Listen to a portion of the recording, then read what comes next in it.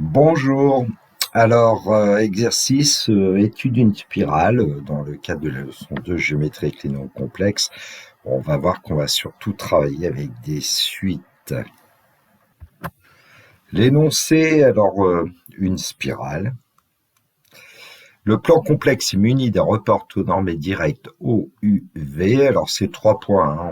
On aurait pu parler du vecteur U égal au vecteur U, du vecteur V égal au vecteur V, mais bon. La suite de complexes Zn est définie par Z0 égale 8 et Zn plus 1 égale 1 demi de Izn pour tout n de grand N. Pour tout entier naturel n, Mn est le point d'un fixe Zn. Alors en général, dans les exercices de bac où ce genre d'énoncé est tombé, il n'y avait pas de figure. Bon, moi j'en ai mis une parce que ça aidait mes élèves déjà à pas se tromper trop sur les premiers points. Et puis de voir effectivement une sorte de spirale qui se dessine. Alors, petite remarque sur la suite de nombres complexes, hein, elle est définie de manière récurrente, on dit, on a Z0 égale 8, et puis ensuite Zn plus 1 égale 1 demi de Izn pour tout n de grand N. Bon, c'est une suite récurrente réelle, même si c'est une suite récurrente de nombres complexes. Les questions, alors première question, calculer Z1, Z2, Z3, Z4. Deuxième question, pour tout entier naturel n, Rn égale module de Zn. Petit a, montrer que la suite Rn est géométrique. Petit b, en déduire l'expression de Rn en fonction de n pour tout entier naturel n. Petit c, que peut-on dire de la longueur OMN lorsque n tend vers plus l'infini, justifié. Question 3, pour tout entier naturel n, calculer Zn plus 1 divisé par Zn. Petit b, en déduire la nature du triangle OMN Mn plus 1 pour tout entier naturel n. Question 4, UN est la distance Mn Mn plus 1 pour tout entier naturel n. Grand Ln égale U0 plus U1 plus UN moins 1 plus UN pour tout entier naturel n. Petit a, exprimer UN puis grand L indice n en fonction de n pour tout entier naturel n. Petit b, déterminer la limite de la suite Ln. Question 5, Vn est l'aire du triangle OMN Mn plus 1 pour tout entier naturel n. Sn égale V0 plus V1 plus jusqu'à Vn pour tout entier naturel n. Petit a, exprimer Vn puis Sn en fonction de n. Petit b, déterminer la limite de la suite Sn. Bon, voilà, j'ai déjà eu l'occasion de donner cet énoncé en devoir maison, en contrôle parfois. Bon, l'idéal, c'est de prendre feuille, stylo, d'essayer de répondre aux questions. Question 1, calculer Z1, Z2, Z3, Z4, alors que nous savons que Z0, petit coup de blanc, Z0 est égal à 8 et Zn plus 1 égale 1 demi de I Zn pour tout n de grand N. Bon, on pourrait dire que la suite Zn est une suite géométrique de raison 1 demi de I. Bon, pas demandé apparemment pour l'instant. Alors Z1 égale du coup 1 demi de I multiplié par Z0. Et comme évidemment Z0 c'est 8, on va obtenir 4i. 4i, c'est pas fini de dire que c'était la ville de Montpellier. Bon, ensuite on a Z2. Alors Z2, on va mettre un petit point. Alors pour Z2, d'après Zn plus 1 égale 1 demi de Izn, pour n égale 1, on a Z2 égale 1 demi de Iz1.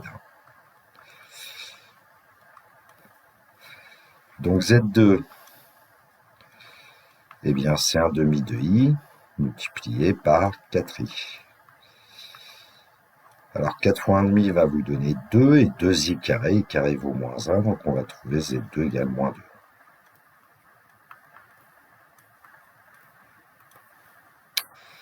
On va passer à Z3 maintenant, donc Z3, 1 demi de i fois Z2, et donc Z3 va être égal à, eh bien, 1 demi de i fois moins 2, donc je vais écrire tout de suite moins i.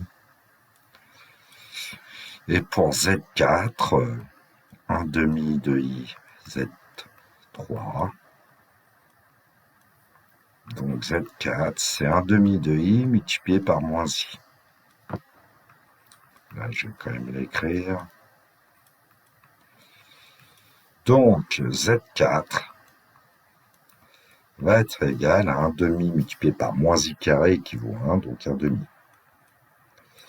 Bon, visiblement, Z0, Z2, Z4 sont des réels, Z1, Z3 sont des imaginaires purs. Bon. On va vérifier avec le dessin tout ça, avec les points M1, M2, M3, M4. Question 2, pour tout entier naturel n, Rn égale module de Zn. Alors, comme la question n'est pas posée, je vais le mettre en remarque. On peut évidemment donner R0, R1, R2, R3, puisqu'on connaît les valeurs de Zn. Donc, on avait 8 au départ, et le module de 8, c'est la valeur absolue de 8, ça donne 8. Alors, pour 1, on avait 4i, et le module de 4i, bah, c'est 4. Pour 2, on avait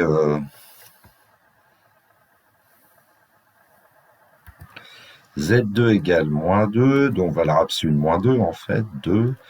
Et puis pour Z3, on avait 1 demi. 2. N'importe quoi, c'était moins i, donc le module c'est 1. Et pour Z4, on avait 1 demi, donc le module c'est 1 demi. Bon, alors là, on peut effectuer une petite conjecture quand même, à chaque fois, pour passer de R0 à R1, multiplié par 1,5, pour passer de R1 à R2 par 1,5, etc. Donc, on peut conjecturer que la suite Rn est géométrique de raison 1 demi de premier terme 8. Une question de A, montrer que la suite Rn est géométrique. Alors là, évidemment, il faut faire un travail général, les exemples ne suffisent pas. Donc, pour tout n appartenant à grand N, alors nous, on sait que Rn, c'est module de Zn, donc Rn plus 1, c'est module de Zn plus 1. Et Zn plus 1, on le connaît en fonction de Zn. Donc on obtient le module de 1 demi de i Zn. Le module d'un produit est le produit des modules, d'après le cours, donc on va pouvoir dire que c'est le module d'un demi de i multiplié par le module de Zn. Et donc Rn plus 1 va être égal à 1 demi de i, son module, c'est la valeur absolue du coefficient devant i, valeur absolue d'un demi, 1,5, et puis ici on a Rn. Et donc c'est prouvé. La suite Rn, elle est géométrique de raison 1,5.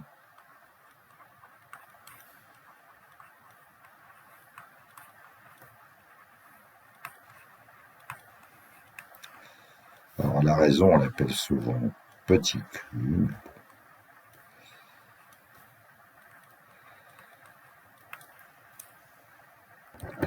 Petit b, on dérive l'expression de Rn en fonction de petit n pour tout n de grand N, en fait, pour tout n de grand N. Eh bien, comme la suite Rn est géométrique de raison 1 demi, q égale 1 demi, alors déjà on peut dire que Rn c'est R0 multiplié par q à la puissance n, donc Rn est égal à... Alors R0 c'était le module de Z0, nous l'avons calculé, mais s'il le fallait, on le calcule. R0 c'est le module de 8, donc c'est 8. Donc on l'obtient 8 fois 1 demi à la puissance n. Bon, et puis avec cette expression en fonction de petit n, on peut avoir R1, R2, R3, R4, vérifier le petit tableau qu'on avait fait tout à l'heure. Petit c, que peut-on dire de la longueur OMN lorsque n tend vers plus infini justifié? Alors il faut se rappeler que le point Mn, il a pour affixe Zn. Et comme le point Mn a pour affixe Zn, eh bien on sait d'après le cours que la distance OMN, c'est le module de Zn, ce qui veut dire que OMN est égal à Rn. Et donc, on va pouvoir dire que OMN est égal à, eh bien, 8 multiplié par 1/2 à la puissance n. Alors, pour notre suite géométrique, 1/2 puissance n, comme 1/2 est strictement compris entre -1 et 1, on peut dire que la limite de 1/2 puissance n, c'est 0. Quand n tend vers plus l'infini, évidemment. Multiplié par 8, on va encore obtenir 0. 0, ça fait 0. Et donc, la limite de OMN, quand n tend vers plus l'infini, c'est 0. Alors, on peut dire dans ce cas-là que la suite de points Mn converge vers le point O. Mais bon, c'est pas une notion programme de l'enseignement secondaire, on va voir dans le supérieur. Question 3, pour tout entier naturel n, calculez Zn plus 1 divisé par Zn. Alors, pour toute n appartenant à grand N, Zn plus 1 divisé par Zn va être égal à... Alors là, implicitement, on admet que Zn ne peut pas prendre la valeur 0, ce qui est le cas, mais bon, on aurait pu le démontrer. Donc là, c'est 1/2 de Izn divisé par Zn. Ce qui nous donne 1/2 de I. Évidemment.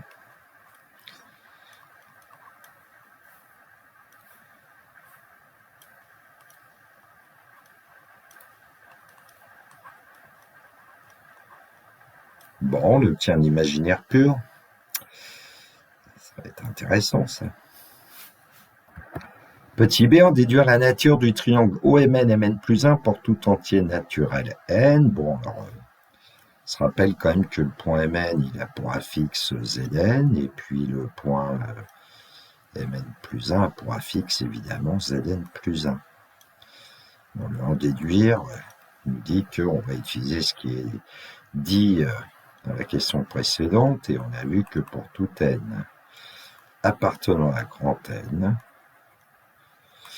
on avait Zn plus 1 divisé par Zn, qui est égal à 1/2 de I.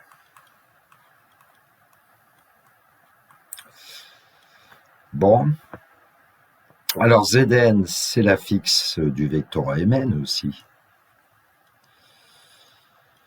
Et Zn plus 1, c'est aussi l'affixe du vecteur OM n plus 1.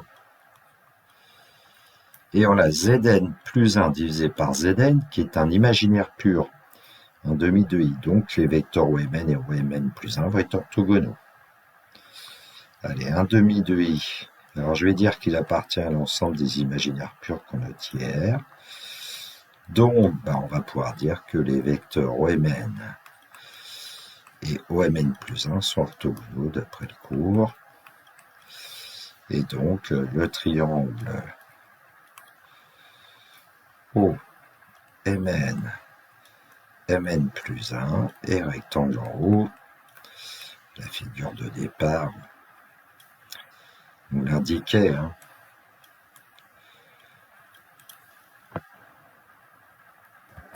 Alors une remarque, qu'en est-il des distances?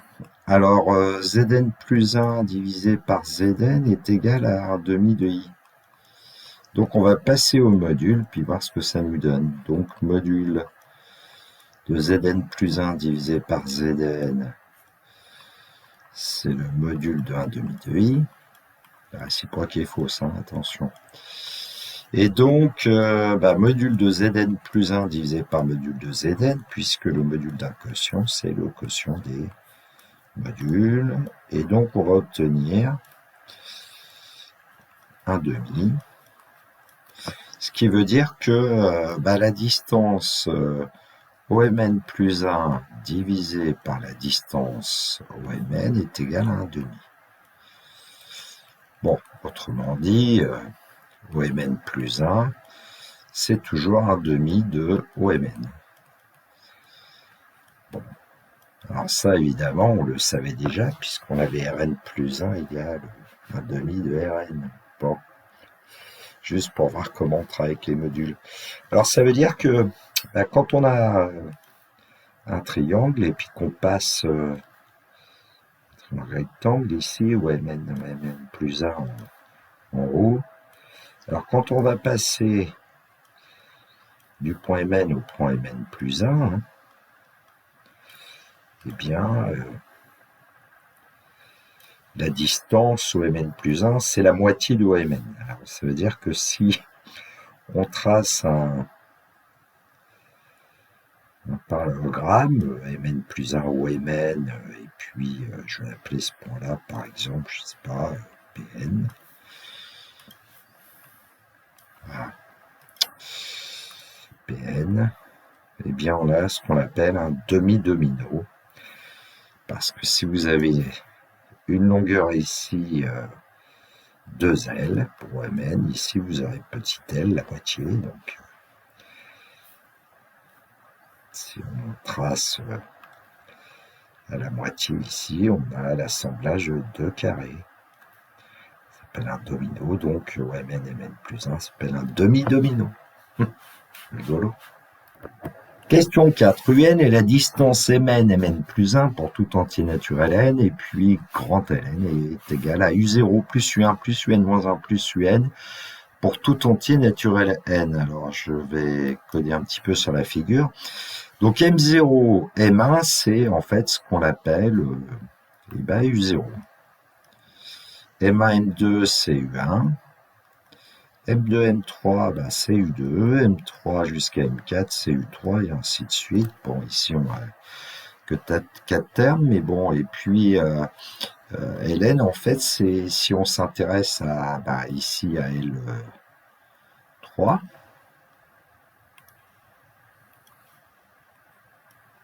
donc c'est la somme de U0 plus U1 plus U2 plus U3. Voilà. Juste un petit exemple pour fixer un peu les choses sur ce que c'est que ce dont on parle. Alors Ln, ça peut s'écrire aussi avec un symbole sigma. C'est la somme depuis k égale 0 jusqu'à k égale n des uk. Là, il y a n plus 1 terme, attention. Ouais, il y a U1 jusqu'à UN, ça nous fait n termes, plus le U0, n plus 1 terme. Alors, question A, exprimer UN plus UI ln en fonction de n pour tout entier naturel n. Alors, évidemment, on va s'appuyer sur le triangle rectangle OMN, Mn plus 1. En plus, on sait que OMN, c'est Rn. OMN plus 1, c'est Rn plus 1. Et on a en plus une relation Rn plus 1, c'est la moitié de Rn. Bon. On va aller chercher le brave théorème de Pythagore. Je ne vais pas tout rédiger. Ici, on peut dire que UN carré, c'est Rn au carré plus Rn plus 1 au carré. Et donc, UN carré va être égal à Rn au carré plus la moitié de Rn, le tout au carré, donc plus un quart de Rn au carré. Bon, on peut dire qu'ici, il y en avait 4 quarts, ce qui va nous permettre d'avoir UN carré égale 5 quarts de Rn au carré. On le met en fonction de petit n, mais on connaît une expression de Rn. On sait que Rn, c'est 8 fois 1 demi à la puissance n.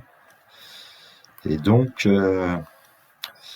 ici, on pourrait dire que la distance UN, c'est la racine carrée de 5 divisé par 2 de Rn, et donc on va obtenir UN.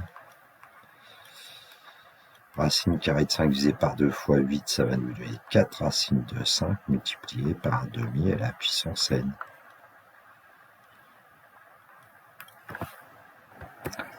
Alors, une manière de calculer Hélène, hein, c'est la somme de termes consécutifs en fait d'une suite géométrique de raisons et demie vu l'expression qu'on a de UN. Bon, on n'est pas obligé de faire comme ça.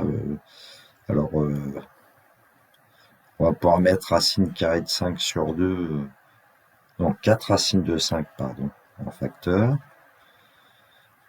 Ce serait peut-être mieux que je réécrive ce que c'est que UN. Alors, UN, c'était, je vais le mettre en bas, 4 racines carrées de 5 multiplié par 1 demi à la puissance n. Bon, donc ça veut bien dire qu'on pourra mettre 4 racines de 5 en facteur de 1 demi à la puissance 0, c'est-à-dire 1, plus 1 demi à la puissance 1 demi, plus etc., plus 1 demi à la puissance n. Ce qui fait qu'on va aller chercher une petite formule de première spécialité qui nous dit que c'est... Alors, la somme de termes consécutifs d'une suite géométrique de raison 1,5 qui démarre à 1, qui finit à 1 demi à la puissance n, il y a n plus un terme. Bon, le dénominateur, c'est 1 moins la raison. Le numérateur, c'est 1 moins la raison à la puissance le nombre de termes, c'est-à-dire n plus 1. Bon, bah donc Ln va être égal à... Alors en général, ce qu'il faut, c'est plutôt regrouper le 4 racines de 5 ici avec le quotient dénominateur qu'on a ici. Donc ça va nous donner 4 racines de 5 divisé par demi, 8 racines de 5 et multiplié par 1 moins 1 demi à la puissance n plus 1.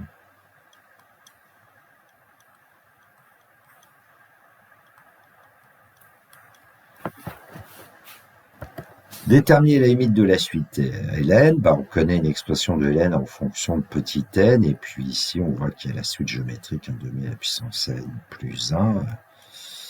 1 demi est strictement compris entre moins 1 et 1, et donc la limite quand n tend vers plus l'infini de 1 demi à la puissance n plus 1, c'est 1 demi fois 1 demi à la puissance n, hein, donc c'est bien 0. Et donc, on va obtenir, de manière peut-être un peu rapide ici, vous détaillez éventuellement avec une ligne de plus, mais 1 moins une suite qui tend vers 0, ça va nous donner 1. Et multiplié par 8 racines de 5, on va obtenir 8 racines de 5. Donc la suite Ln a pour limite 8 racines de 5.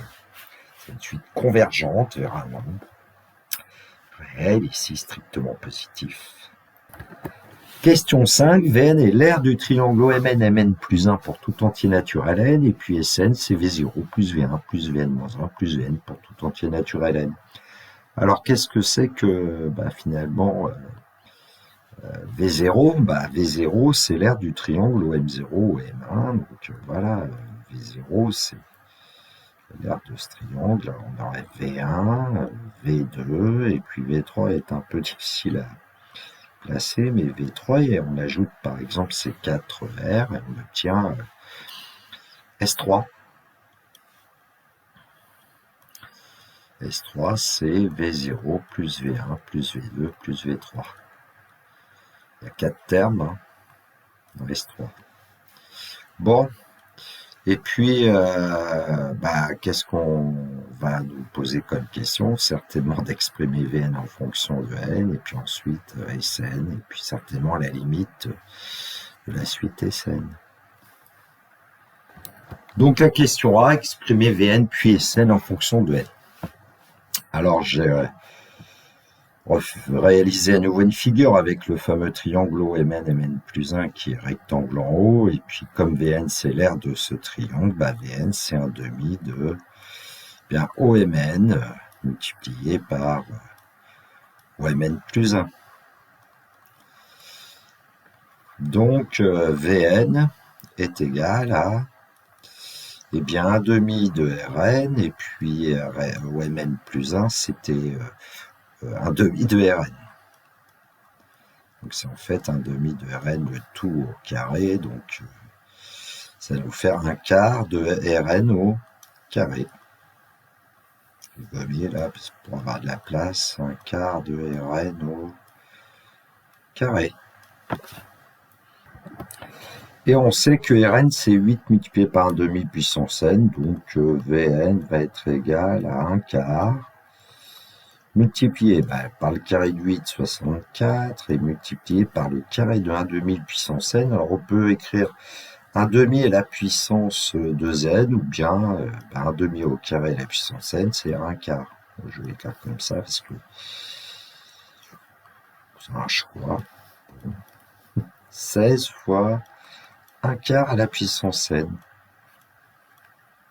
Alors on pourrait essayer de vérifier quand même, par exemple, pour n égale 0, ça nous donnerait 16, et puis on sait qu'on a 8 fois 4, 32 divisé par 2, ça fait bien 16, on pourrait vérifier pour n égale 1. Voilà pour Vn, il nous manque Sn maintenant. Alors on sait que Vn c'est 16 fois 1 quart à la puissance n, et Sn c'est V0 plus V1 plus jusqu'à Vn, donc on va écrire par exemple 16 fois 1 quart à la puissance 0, plus 16 fois 1 quart à la puissance 1, etc. Et donc le 16 va pouvoir se mettre en facteur. Alors 1 quart puissance 0, je vais quand même mettre 1, plus 1 quart au carré, plus etc. Plus 1 quart à la puissance n moins 1,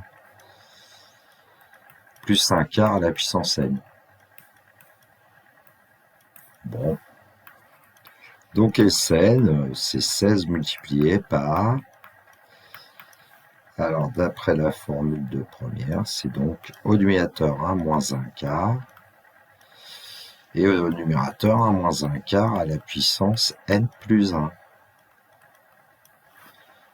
Donc on regroupe comme tout à l'heure le 16 divisé par 1 moins 1 quart, qui vaut 3 quarts. 16 divisé par 3 quarts, ça fait 16 multiplié par 4 tiers, 64 tiers. Donc Sn égale 64 tiers multiplié par 1 moins 1 quart à la puissance n plus 1. Bon. Petit b, déterminer la limite de la suite Sn. On connaît une expression de Sn. Bon, un quart est strictement compris entre moins 1 et 1. Donc, allez, je vais le rédiger comme on fait parfois au brouillon. Un quart puissance n plus 1 va tendre vers 0. Évidemment, sous-entendu, quand même, tend vers plus l'infini, bien sûr. Ceci. Donc, 1 moins 1 quart à la puissance n plus 1 va tendre vers 1 moins 0, c'est-à-dire 1. Et puis donc Sn va tendre vers 64 tiers. Bon, il est clair que Sn est une suite croissante qui converge vers 64 tiers. 64 tiers, c'est un peu plus que 21. Bon. Petite cerise sur le gâteau, utilisation du logiciel GeoGebra. Alors j'ai créé un curseur pour qu'on puisse voir dans la zone graphique les triangles O, Mn, Mn plus 1. Ici vous avez O, M1, M0. Les longueurs, alors petit L0, ça c'est plutôt... oui, c'est pour la suite Hélène. Alors j'aurais peut-être dû mettre des majuscules. Bon. Et puis pour... ah oui, alors c'est U0 et V0 que j'ai mis ici. Donc U0 environ égal à 8,9, c'est une valeur approchée de la longueur du segment M0 M1. V0, en fait c'est l'aire du triangle OM0 M1. Évidemment, quand on va faire bouger le curseur K, voilà, on obtient le triangle OM1 M2 et puis U1 V1. Bon, vous avez aussi les coordonnées des points que j'ai laissés en dessous. Ensuite, pour k égale 2, 3, alors évidemment, la suite de triangles devient tellement petite. Bon. Alors ensuite, ce que je vais faire, c'est que je vais vous dire que dans le graphique 2, en fait, on a placé des points Pn, Qn, Alors le point Pn, bah lui, il correspond à la longueur, somme des longueurs. Donc voilà, son abscisse c'est n, et puis son ordonnée c'est L13. Et puis Sn, c'est Qn plutôt, c'est le point de coordonnées n et Sn. Bon, comme ça on va avoir la convergence. Alors, donc j'ai fait apparaître la trace de quelques éléments, et puis comme ça on va mieux voir ce qui se passe. Voilà. Donc en fait, on a une suite de triangles, et puis les hypoténuses là, eh bien quand on les ajoute, elles sont en nombre infini, mais la longueur reste finie. On sait que ça tend vers un certain nombre qui va pas dépasser 18. Donc déjà avec k égale 20, on a S20 qui vaut 21,3333. C'est pas très loin de 64 tiers. Et puis on a L20 qui doit pas être très loin de ce qu'on avait trouvé comme limite. 8 racines carrées de 5. Pour le plaisir des yeux, une animation.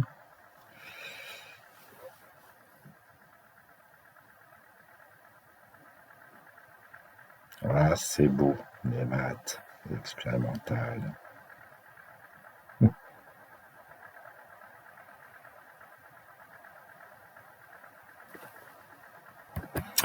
Alors, je vais vous faire un petit complément. On n'a pas beaucoup parlé de complexes, en fait, dans cette vidéo, surtout des suites, finalement, de réels, même de réels positifs. Je reviens à la définition de la suite Zn, et donc Zn, on peut dire que c'est une suite géométrique de raisons 1/2 de i, et de premier terme 8. Bon, bah, je vais l'appeler Q quand même, la raison 1/2 de i. Bon, bah, les formules sont valables dans l'ensemble des nombres complexes pour tout n appartenant à grand n.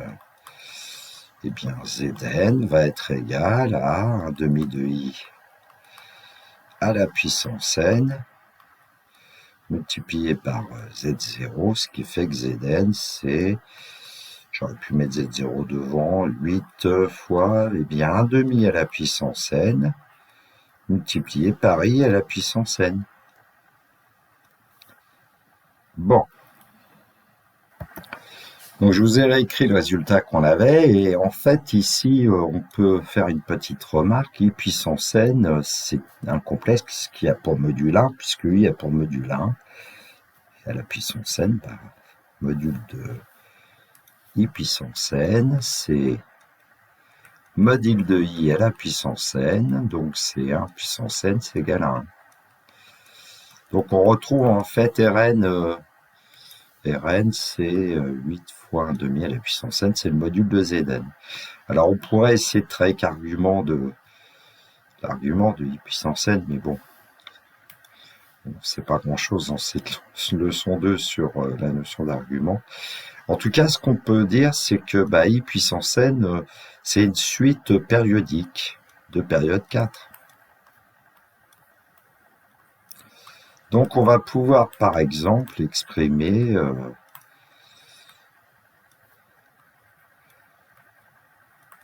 z à l'indice 4k, etc. Période 4. Et donc, voilà ce qu'on va faire.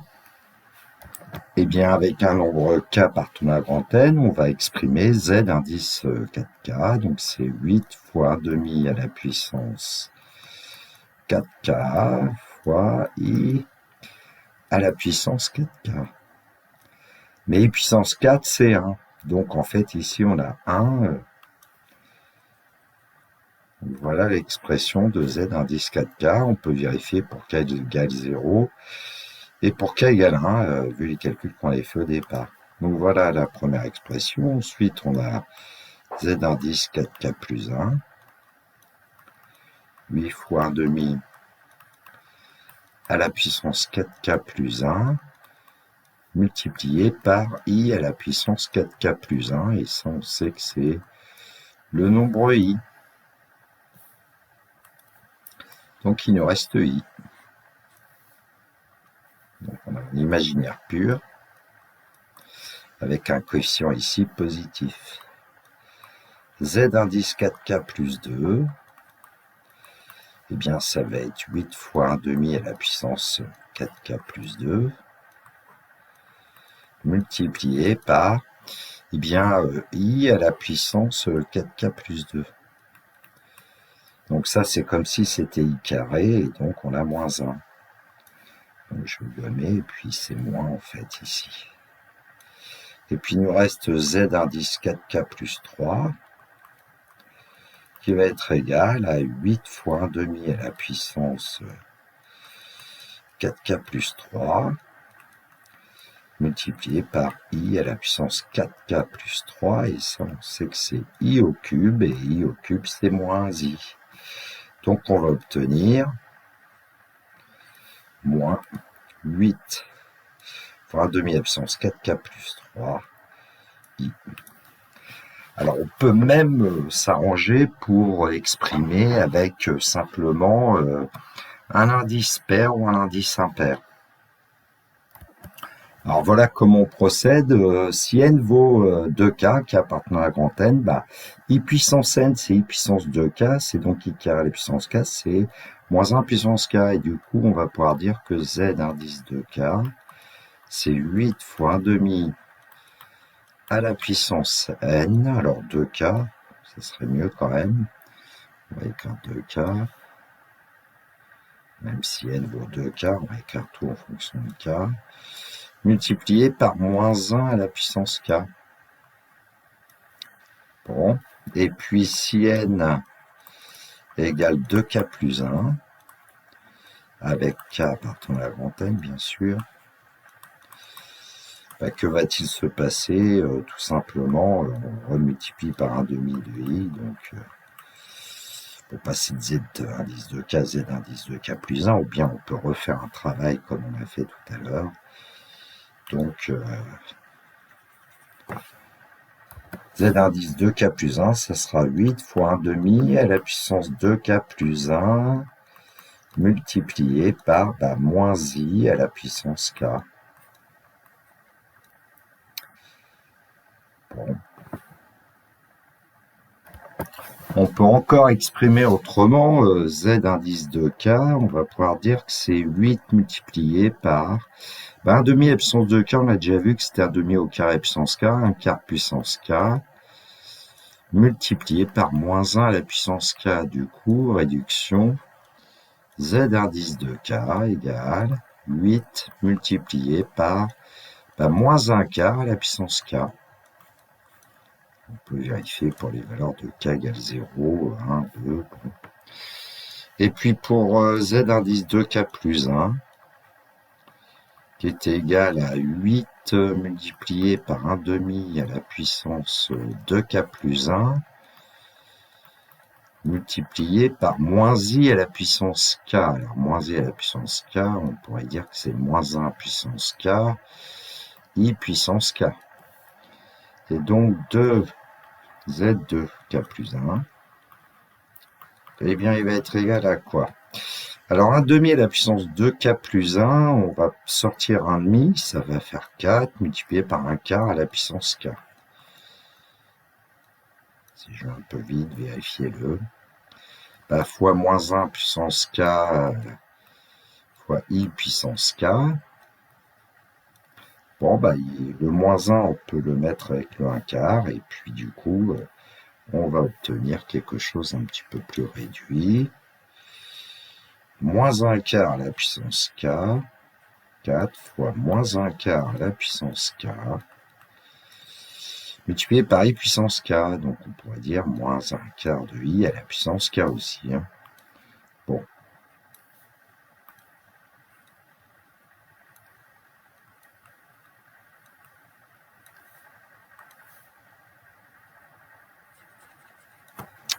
Et puis puissance k, quand k est impair, On va obtenir I quand K est pair. Eh bien, on va obtenir... Alors, j'avais dit une petite bêtise tout à l'heure, hein, quand on va aller trop vite, donc on multiplie par un demi de I. Donc ici, c'est moins 1 puissance K fois I. Hein.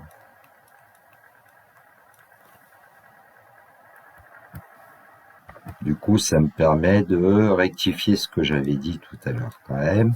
Et donc, Z d'indice de K plus 1, c'est 4 fois moins 1 quart à la puissance K fois I. Bon, je ne trouverais pas ça dans le polycopier, je ne l'ai pas fait, ce complément. Bon, bah, c'est la fin. The end.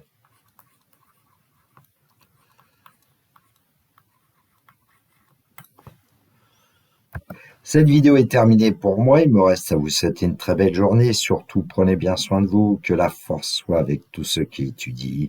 Au revoir.